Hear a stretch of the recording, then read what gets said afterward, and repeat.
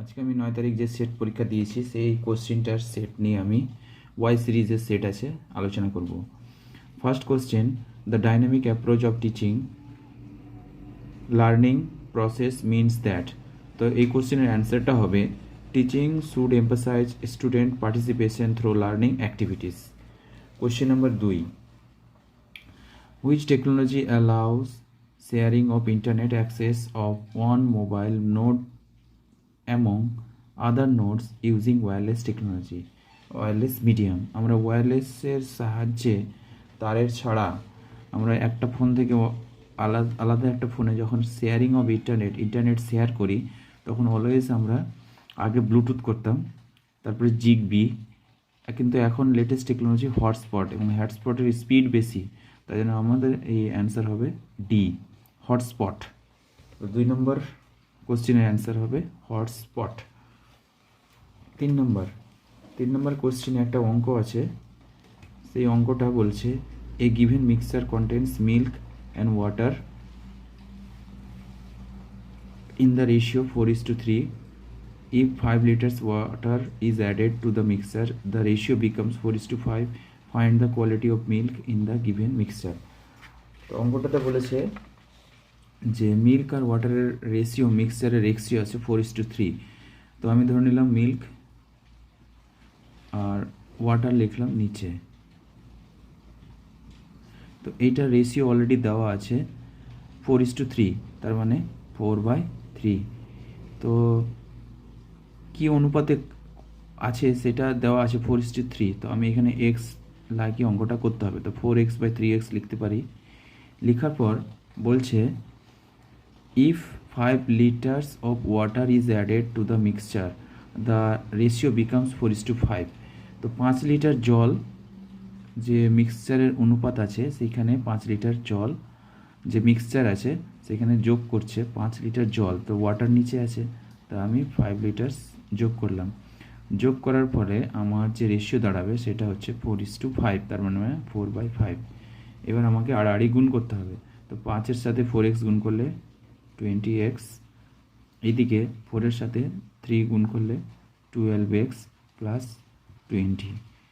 তো 20x minus 12x equal to 20। তো 20 থেকে 12 বাদ 8x ইকুয়াল টু 20। তো x ইকুয়াল টু 20/8, 4 দিয়ে 2, 4 দিয়ে 4 5 20, সমান 5/2 ইকুয়াল টু 2.5। তো এক্স এর ভ্যালু পেয়ে গেলাম 2.5। তো আমাকে বলেছে and question find the quantity of milk in the given mixture. যে মিক্সচারটা তৈরি হয়েছে তার মধ্যে মিল্কের কোয়ান্টিটি। তো মিল্ক আমি ধরেছি 4x, তাই জন্য মিল্কের কোয়ান্টিটি ধরেছি 4x, তাই জন্য 4x ধরে নিলাম। তো 4 × 2.5 সমান 10। 4 × 2.5 দ্বিগুণ করলে 10, অর্থাৎ আমার অ্যান্সার হবে 10। তো অ্যান্সার আমার 10। Next, which of the following types of research depends list on empirical facts? এখানে বলেছে এম্পিরিক্যাল ফ্যাক্টস কম ব্যবহার হয়েছে। লিস্ট মানে হচ্ছে ন্যূনতম বা কম, এম্পিরিক্যাল মানে হচ্ছে সায়েন্সকে ব্যবহার করা হয়েছে, থিওরি নয় প্র্যাকটিক্যাল ব্যবহার করেছে যে ফ্যাক্টটার উপর। তো এইখানে 4টা অপশান দিয়েছে, তার মধ্যে ইথনোগ্রাফিক রিসার্চ হয় স্টাডি অফ কালচার। ফিনোমেনোলজি রিসার্চ হচ্ছে পিপুল, মানে মানুষ কি এক্সপিরিয়েন্স করেছে, অর্থাৎ যে এক্সপিরিয়েন্সটা করেছে সেইটা হচ্ছে ফিনোমেনোলজি রিসার্চ। আর যে ঘটনার উপর এক্সপিরিয়েন্স হয়েছে সেটা হচ্ছে ফিনোমেনোলজিক্যাল। অর্থাৎ এখানে প্র্যাকটিক্যাল আছে, আমাদের খুঁজতে হবে থিওরিটিক্যাল, অর্থাৎ এখানে প্র্যাকটিক্যালে মানুষ যে অভিজ্ঞতা অর্জন করেছে সেটাই হচ্ছে ফিনোমেনোলজিক্যাল রিসার্চ। এবার চলে আসি ফিলোজফিক্যাল রিসার্চ। অর্থাৎ এইখানে ফিলোজফিক্যাল রিসার্চে বলছে ডেভেলপমেন্ট অফ নলেজ, এখানে আমাদের নলেজটা ডেভেলপমেন্ট করবে। অর্থাৎ আমার এখানে থিওরি কাজ হবে, অর্থাৎ এখানে ডেভেলপমেন্ট অফ নলেজ।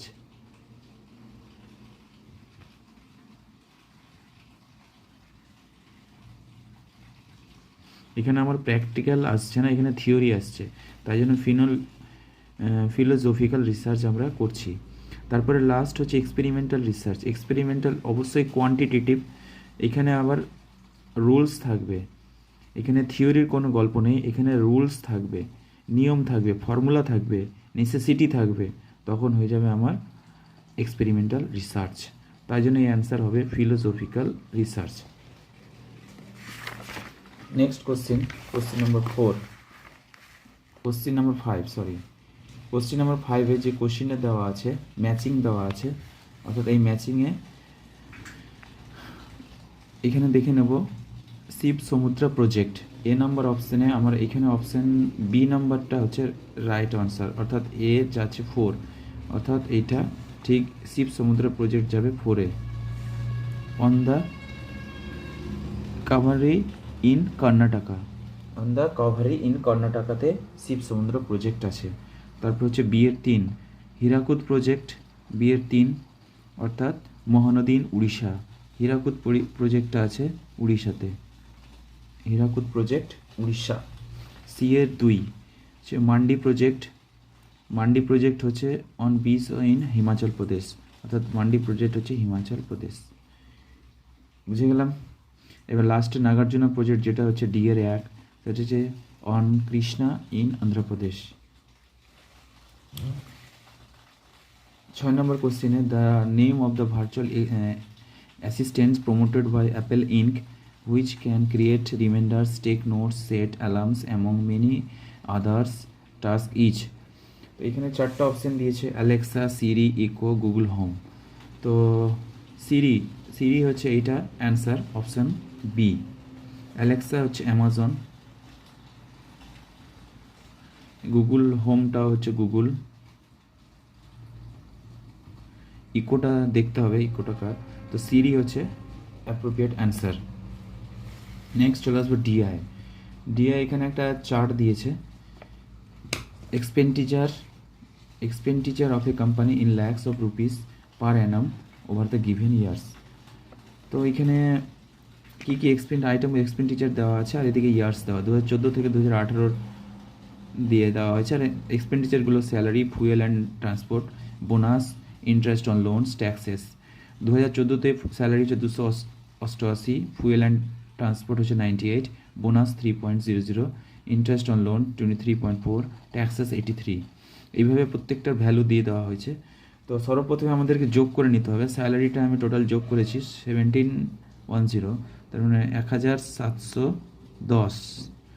তারপরে ফুয়েল অ্যান্ড ট্রান্সপোর্ট হচ্ছে 586, বোনাস হচ্ছে 17.00, ইন্টারেস্ট অন লোন যোগ করলে সবগুলো যোগ করলে 183.3, ট্যাক্সেস সবগুলো যোগ করলে 451। তো কোশ্চেন বলছে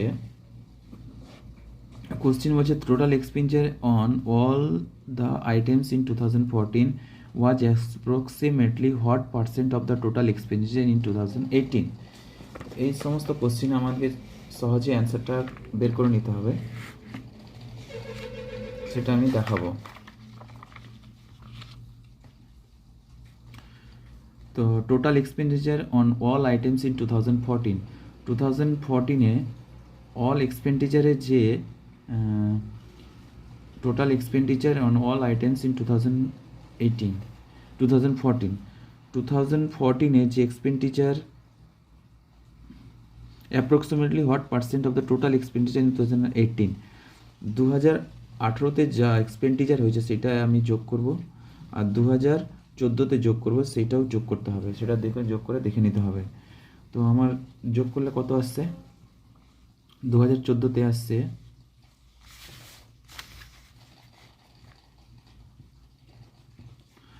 288, 98, 3.00, 23.4 আর হচ্ছে 83.00। তো যোগ করতে হবে আমাকে 2014-তে 0, 4, 8, 16, 16, 3, 19, 19, 22, 22 আর 3, 25, 5 আর থাকলো 2, 8, 2, 10, 10 9 19, 19 2 21, 21 8 29 9 হাতে হলো 2, 2 দিয়ে 2 আর 2 4, 495.40। তো আমাদের লিখে নিতে হবে 495.40,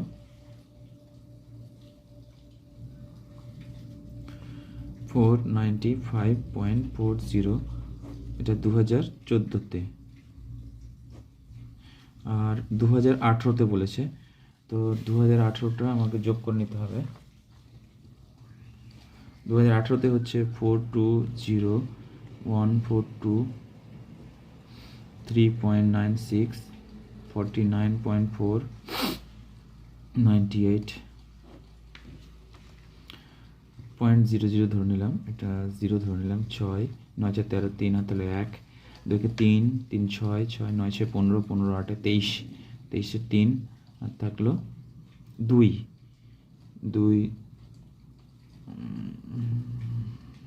2 2 4 4 8 8 4 12 12 9 21 1 আর থাকলো 2 3 4 1 5, 513 দশমিক।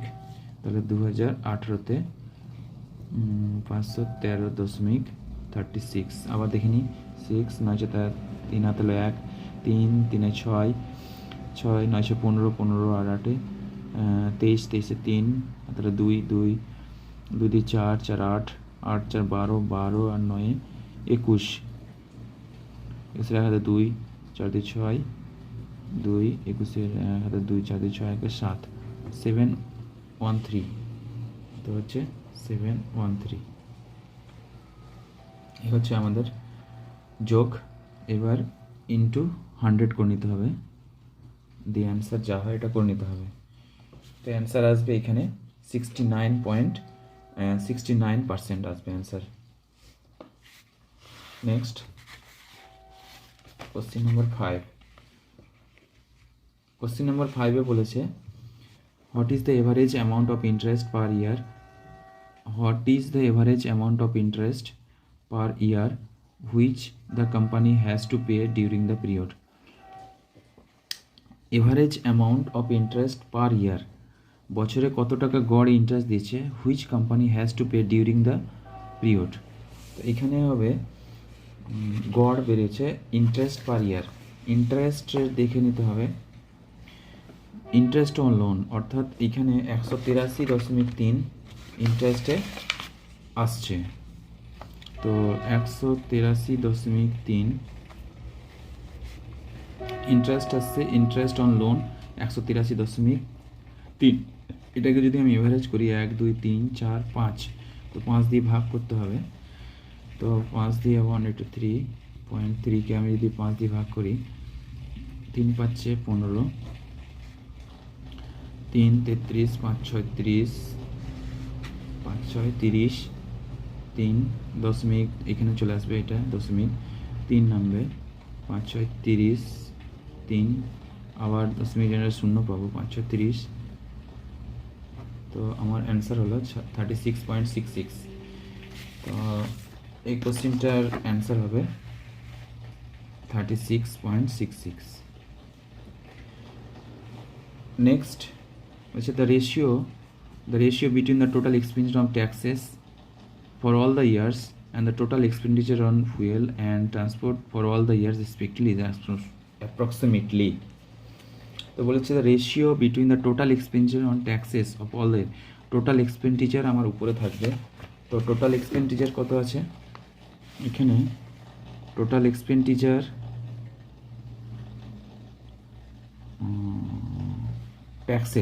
ট্যাক্সেসের আগে 451, টোটাল এক্সপেন্ডিচারের ঘরে ট্যাক্সেস আমার চেয়েছে, তো 451, টোটাল এক্সপেন্ডিচার ওয়ান ট্যাক্সেস মানে 451 উপরে থাকবে। তো আমি লিখলাম 451 by for all the years and the total expenditure on fuel and transport. এবার ফুয়েল আর ট্রান্সপোর্টটা প্লাস হয়ে যাবে, ফুয়েল FUEL প্লাস ট্রান্সপোর্ট। তো আমাকে দেখে নিতে হবে ফুয়েল আর ট্রান্সপোর্টের এক্সপেন্ডিচার। তো এখানে ফুয়েল বলেছে, ফুয়েল অ্যান্ড ট্রান্সপোর্ট বলেছে 586 ফুয়েল অ্যান্ড ট্রান্সপোর্ট। তো এটা অ্যান্ড ফুয়েল অ্যান্ড তো হচ্ছে 451/586 এটা যদি আমি রেশিও বার করি তো রেশিও আমার গিয়ে দাঁড়াবে 15:18 অ্যাপ্রক্সিমেটলি 15:18 অ্যাপ্রক্সিমেটলি দাঁড়াবে। কী করে দাঁড়াচ্ছে, এটা যদি আমি 30 দিয়ে ভাগ করি, 30 দিয়ে ভাগ করলে 30 দিয়ে যদি ভাগ করি 451কে 30কে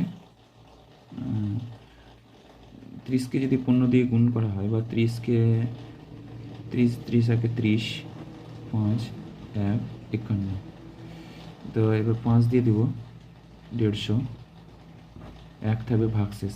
তো উপরে আমার 30 দিয়ে কাটলে 15 আসবে, আর যদি আমি 30 দিয়ে এটা কাটি তাহলে আমার কত আসবে ওটাও দেখতে হবে।